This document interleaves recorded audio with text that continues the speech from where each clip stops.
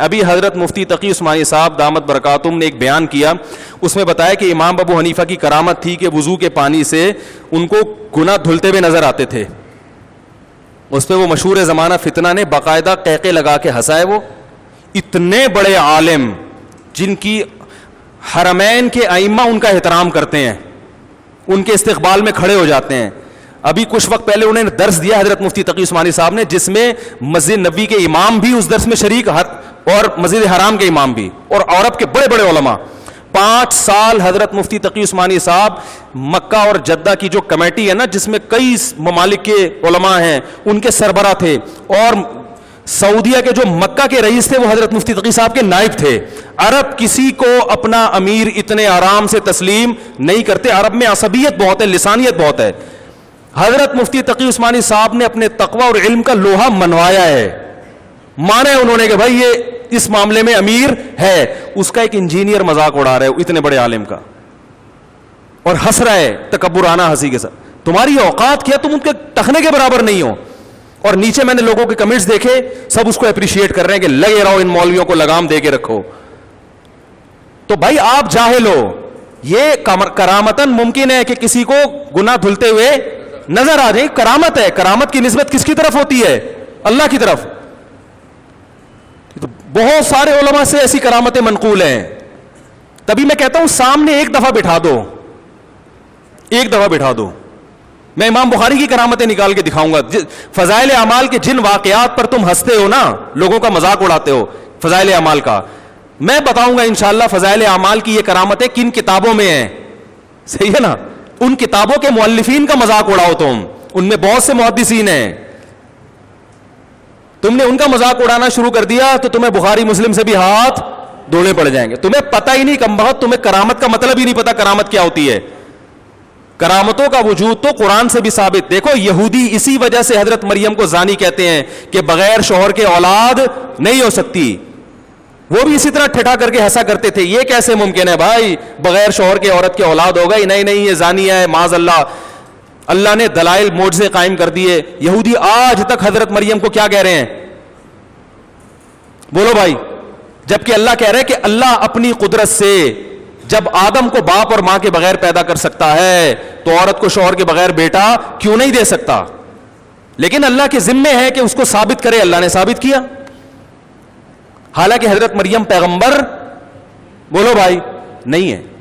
ہاں یہ ضرور کہا جائے گا کہ ایک کرامت وہ ہے جس کا قرآن نے ذکر کیا، اس کا انکار کفر ہے. اور ایک کرامت وہ ہے جو قرآن کے نزول کے بعد گزری، تو قرآن اس کا ذکر کیسے کرے گا بھائی؟ تو وہ اگر باوثوق ذرائع سے پہنچی ہے تو ماننا پڑے گا، باوثوق ذرائع سے نہیں پہنچی تو انکار کر. تو آپ اس پہ تو بحث کریں کہ یہ واقعہ جس نے بیان کیا وہ سچا تھا یا جھوٹا، اس پر کوئی بحث نہیں ہوتی. یہ ابن حجر نے لکھا ہے کہ امام ابو حنیفہ نے 40 سال عشاء کے وضو سے فجر کی نماز پڑھی ہے. ابن حجر کا یہ شخص کبھی مذاق نہیں اڑائے گا، کیونکہ علامہ ابن حجر شافعی کا مذاق اڑایا تو آپ کو علم حدیث سے ہاتھ دھونا پڑ جائے گا. جتنے بڑے بڑے آج کل محدثین پیدا ہو رہے ہیں نا جو حدیث کو صحیح اور ضعیف کہتے ہیں، یہ سارے علم حدیث میں حافظ ابن حجر کے محتاج ہیں.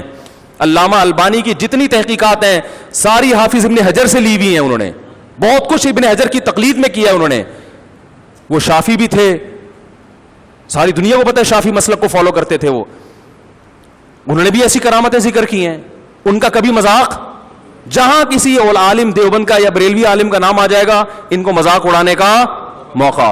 تو پتہ چل رہا ہے کہ آپ دکانیں چلا رہے ہیں، آپ لوگوں کو صحیح گائیڈ نہیں کر رہے. یہ بزرگوں کی کرامتیں ہر دور میں ہوئی، اس دور میں تو زیادہ ہوتی تھیں. تو نبی نے فرمایا کہ جب ہم وضو کرتے ہیں تو وضو کے پانی سے گناہ دھلتے ہیں. تو اللہ اپنے کسی نیک بندے کو یہ گناہ دکھا دے تو اس میں کیا رہ جائے بھائی؟ حضرت موسیٰ کی ماں پیغمبر تھی لیکن ان کو وحی ہو رہی ہے. اوحینا الی ام موسیٰ نرضعیہ، اللہ کہہ رہے ہم نے موسیٰ کی ماں کو بتایا، وہ الہام کیا کہ اس کو دودھ پلا. فَإِذَا خِفْتِ عَلَيْهِ، جب خوف پیدا ہونا کہ فرعونی قتل کر دیں گے، فَأَلْقِيهِ فِي الْيَمِّ، دریا کی موجوں کے حوالے کر دینا. وَلَا تَخَافِي وَلَا تَحْزَنِي، ڈرنا نہیں غم نہ کرنا. یہ الہام پیغمبر کو ہو رہا ہے، غیر پیغمبر کو. عورت تو پیغمبر بن ہی نہیں سکتی.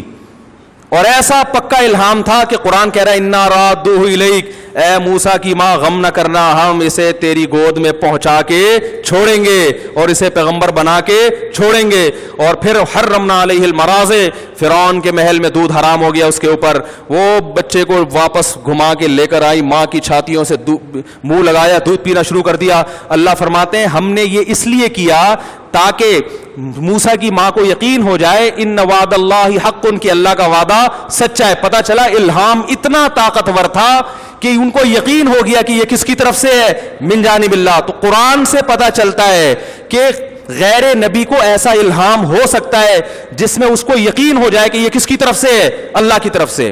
اگر آپ کہتے ہو کہ یہ الہام کا سلسلہ ختم ہو گیا، اس پہ قرآن و حدیث سے کوئی دلیل پیش کرو. آپ ممکن ہے آپ ایک حدیث پیش کر دو لوگوں کو بیوقوف بنانے کے لیے کہ نبی صلی اللہ علیہ وسلم نے فرمایا میری امت میں اگر کسی پہ الہام ہوتا، محدثون ہوتے تو وہ عمر ہوتے. کیا خیال ہے؟ وہ کون ہوتے؟ عمر. تو اس الہام سے وہ الہام مراد ہے جس سے کوئی شرعی مسئلہ ثابت ہو رہا ہو. شرعی مسائل اب الہام سے ثابت، بولو بھائی، نہیں ہو سکتی. پوری امت کا اجماعی مسئلہ ہے کہ آج بھی الہام ہو سکتا ہے. آپ خود بار بار کہتے ہیں کہ اجماع یہ حجت قطعیہ ہے.